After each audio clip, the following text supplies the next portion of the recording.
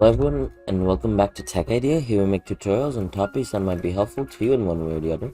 And today I'm going to be showing you guys on how to build a house in Minecraft. But first you're gonna, need a few logs. So let's open up our inventory and let's get rid of these. So now, what logs do we need? We'll need some of these building blocks. I'm gonna have some oak planks, some birch planks, and then maybe some polished diorite. We'll obviously need stairs, but we'll come back to that later, and we'll get some birch log.